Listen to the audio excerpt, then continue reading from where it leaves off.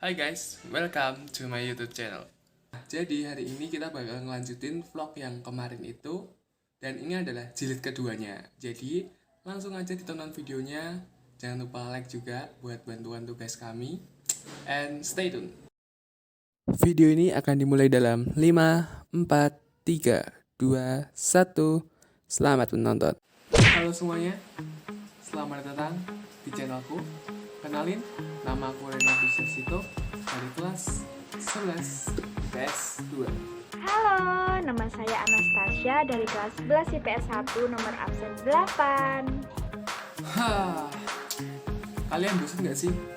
Udah setahun di rumah aja, sekolah online, kerja online, apa-apa online. Habis bangun tidur, makan, tidur, bangun lagi, makan, tidur, bangun, makan, dan tidur seumur hidupku tanpa istirahat. Aku butuh istirahat dari kesibukan keseharianku. Ya, mau gimana lagi kan? Udah setahun virus corona ini datang ke Indonesia. Pasti di awal-awal kita tuh susah banget menerima keadaan kayak gini. Harus sekolah di rumah, dan juga kita pas sekolah offline aja itu nggak paham materi, susah lah menerima materi, apalagi pelajaran-pelajaran berat kayak matematika, fisika, kimia. Itu kan kalau nggak ketemu langsung face to face dengan guru tuh nggak bisa ngerti. Tapi kita tuh sepatutnya bersyukur dulu karena masih bisa sekolah online, masih bisa daring dengan fasilitas yang bisa dibilang memadai lah. Kayak misalkan kita masih punya handphone, punya konektivitas internet yang bagus, juga punya sekolah yang mendukung banget, SMA Pangudi Luhur Santo Yosef Surakarta, sarap tuh SMA Yosef. Nah, tapi kan guys, nggak semua SMA tuh kayak SMA Yosef yang bisa beradaptasi dengan cepat. Ada banyak SMA di luar sana tuh yang mungkin sampai sekarang tuh susah adaptasinya. Maka dari itu, kami ingin membantu kalian supaya bisa bangkit dari pandemi ini supaya segera recovery, segera melakukan pemulihan. Maka dari itu, tema yang kita angkat untuk collaboration learning tema 2 ini adalah recovery di tengah pandemi.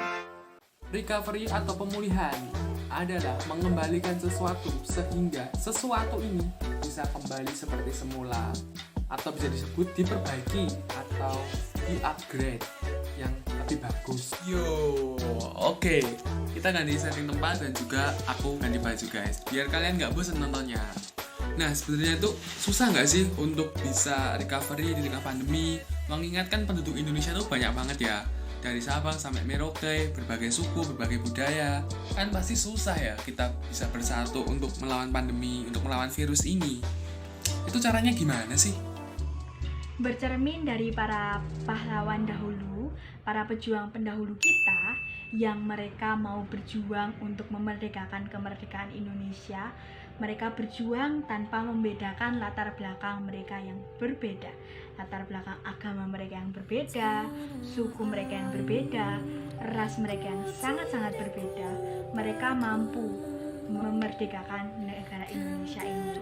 Memang sulit untuk menyatukan Nusantara, butuh sekitar 350 tahun sampai 500 tahun lamanya. Siapa sih yang gak kenal sama kerajaan Majapahit? Pasti semua kenal dong. Ya, kerajaan Majapahit adalah kerajaan yang besar pada era Hindu-Buddha, di mana kerajaan tersebut tuh sampai sekarang itu masih diakui kehebatannya loh. Sama seperti para pejuang Indonesia yang mereka termotivasi untuk memerdekakan bangsanya itu dikarenakan oleh kerajaan Majapahit. Kerajaan Majapahit termasuk cikal bakal kemerdekaan negara Indonesia melalui patih yang sangat terkenal yang memiliki sumpah, yaitu Sumpah Palapa, Patih Gajah Mada. Hal ini dapat dilihat dari munculnya organisasi-organisasi modern Indonesia pada zaman dahulu, pada pendahulu kita. Organisasi itu adalah organisasi Budi Utomo yang didirikan pada tanggal 20 Mei 1908. Organisasi ini hanya beranggotakan orang-orang Jawa saja, dan orang-orang Jawanya itu orang-orang Jawa pilihan, orang bangsawan atau orang-orang elit. Nah, baru pada tahun 1927, organisasi Budi Utomo terkenal dan banyak anggota yang dari luar Jawa. Ada yang dari Ambon, ada yang dari Papua, ada yang dari Sumatera, dan lain-lain. Nah, maka dari itu, organisasi Budi Utomo termasuk organisasi cikal bakalnya Sumpah Pemuda pada tanggal 28 Oktober 1928, dan setiap tahunnya kita melakukan upacara Sumpah Pemuda pada tanggal 28 Oktober tersebut. Tuh guys, dengerin. Waktu tanggal 28 Oktober itu ada Sumpah Pemuda, jadi kita harus ikut upacara, bukan kok malah cabut. Perjuangan bangsa Indonesia semakin lama semakin menemukan titik terang. Dan pada akhirnya, pada tanggal 17 Agustus 1945, negara Indonesia diresmikan merdeka.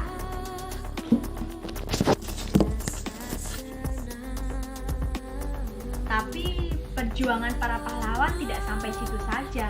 Mereka tetap harus mempertahankan kemerdekaan Indonesia. Banyak permasalahan yang dihadapi para pejuang Indonesia, salah satunya penjajah yang datang lagi ke Indonesia dan ada gejolak demokrasi pada awal-awal kemerdekaannya. Bisa kita lihat dari 2 kali pergantian sistem demokrasinya. Yang pertama pada 1948 yang bernama sistem revolusioner, dan yang kedua pada 1950 yang dinamakan sistem demokrasi Orde Lama. Wow, ternyata perjuangan bangsa Indonesia untuk merebut kemerdekaan tuh susah banget ya, dan juga untuk mempertahankannya. Ya emang sih, karena mempertahankan itu jauh lebih susah daripada untuk mendapatkan. Papoy? Makanan papoy? No. Papoy. Papoy. Rey, aku mau tanya dong. Penduduk Indonesia pada awal kemerdekaan sama zaman sekarang ini, itu lebih banyak zaman sekarang kan? Iya gak sih? Bener gak?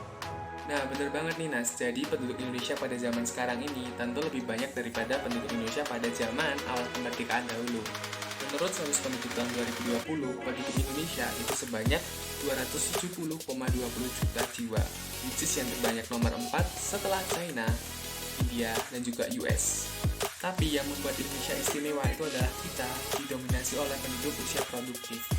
Atau kita ini sedang mengalami kejadian yang bernama bonus demografis. Bonus demografis merupakan keadaan dari suatu negara yang mana mereka itu lebih banyak didominasi oleh penduduk usia produktif dibandingkan dengan penduduk usia non-produktif. Rey, apa sih yang dimaksud usia produktif dan non-produktif itu? Penduduk usia produktif adalah mereka yang berumur 15 sampai dengan 64 tahun, which is yang tidak tertera dalam range tersebut merupakan penduduk usia non-produktif. Indonesia sendiri itu sebenarnya didominasi oleh usia range berapa sih? Apakah yang tua atau yang muda? Nah, tadi kan aku udah bilang bahwa kita ini mengalami kejadian yang bernama bonus demografis. Literally yang usia muda lebih banyak dibandingkan usia tua. Tetapi yang lebih spesifiknya lagi, usia muda ini di range umur berapa? Nah, menurut data dari sensus penduduk, kita ini didominasi oleh Gen Z. Gen Z adalah mereka yang berumur 8 sampai dengan 23 tahun. Gen Z mendominasi penduduk Indonesia sebanyak 27,94% dan disusul oleh generasi milenial sebanyak 25,87%. Generasi milenial adalah mereka yang berada pada kisaran 24 tahun sampai dengan 39 tahun. Tapi belum tentu nih, negara dengan bonus demografis itu bisa menjadi negara maju. Justru itu malah menjadi bumerang loh, bisa aja. Karena apa? Kalau tidak diimbangi dengan skill yang bagus, itu malah jadi banyak pengangguran di luar sana. Nah, maka dari itu kami dari kelompok vlog ini mengajak kalian nih, ayo dong kita kembangin skill kita supaya itu nanti kondisi demografis ini bisa dimanfaatkan dengan baik oleh Indonesia. Jadi Indonesia bisa seperti negara US, Jepang, dan negara maju lainnya. Lalu bagaimana sih meningkatkan kualitas hidup dari suatu negara ini? Kan sesuai dengan tema kita ya, recovery, pemulihan, mengupgrade, memperbaiki diri, memperbaiki Indonesia itu. Jadi gimana caranya? Ya simpel guys, seperti yang aku bilang tadi. Kalau buat education lah, paling simpelnya adalah pendidikan dulu lah.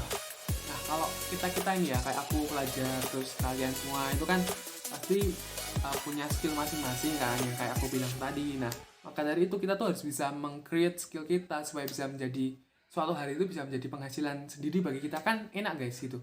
aku hobi, katakanlah aku hobi main basket, nanti aku jadi atlet, penghasilanku besar, kan enak gitu guys, kita cari uang plus kita seneng jalanin hobi kita gitu loh. Oh iya ya, bener juga. Jadi mereka enak dong bisa memanfaatkan hobi mereka untuk mendapatkan cuan. Tapi kamu tahu nggak sih, di masa pandemi ini banyak banget loh UMKM yang tutup. Nah, iya tuh Nas, bener banget. Jadi pada masa pandemi ini banyak banget UMKM yang tutup. Nah, mereka tuh tutup tuh bukan karena nggak ada yang beli, bukan hanya karena itu, tapi juga ada karena faktor lain, yaitu mereka nggak bisa mengelola biaya mereka. Ini dinamakan pengelolaan biaya. Hah? Pengelolaan biaya? Apa aja tuh? Nah, biayanya tadi itu dibagi jadi 3 guys. Yang pertama ada biaya tetap, yang kedua ada biaya variabel, dan yang ketiga ada biaya overhead. Biaya tetap itu adalah biaya yang dimana kamu jualan nggak jualan, kamu harus bayar itu. Contohnya apa?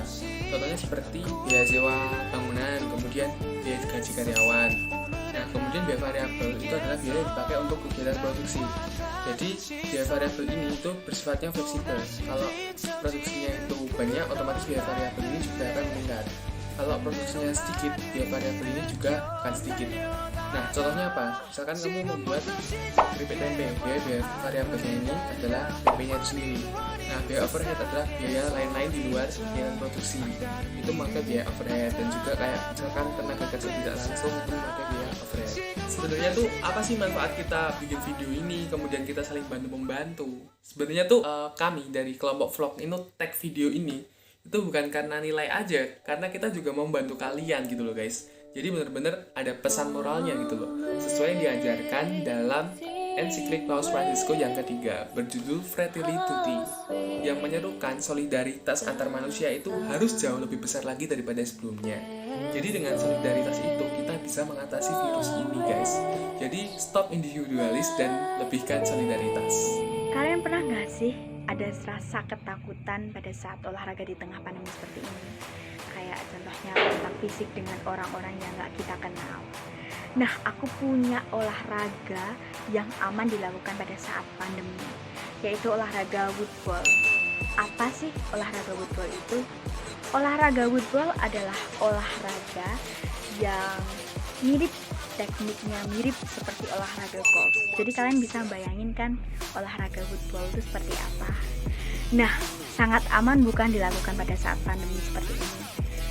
Tapi kalian jangan lupa pada saat olahraga woodball tetap memakai masker dan tetap menjaga jarak ya. Pada akhirnya semua yang kita lakukan ini hanya untuk kebaikan kita bersama, agar kita segera terhindar dari pandemi COVID-19 ini dan kita segera bangkit dari masa-masa yang sulit ini. Dengan cara apa? Yang pertama, kita mau divaksinasi. Yang kedua, kita selalu mendekatkan diri pada Tuhan. Yang ketiga, kita membantu sesama kita yang sedang kesulitan. Seperti kisah dari Joko Tingkir yang dia berani untuk melawan banteng yang mengamuk demi mendapatkan maaf dari Sultan Demak. Nah, kita juga harus sama. Kita harus berani menghadapi pandemi ini agar kita segera terbebas dari COVID-19 ini. Dengan cara kita mematuhi protokol kesehatan yang telah kita lakukan selama setahun ini. Dan yang kedua ada 5M. Yang pertama ada memakai masker, menjaga jarak, mencuci tangan, membatasi kerumunan, dan membatasi mobilitas kita. Kami berharap pandemi ini segera berakhir dan semua cobaan ini segera diangkat dan semua kisah ini akan berakhir happy ending seperti kisah Rama dan juga Sinta dalam Ramayana.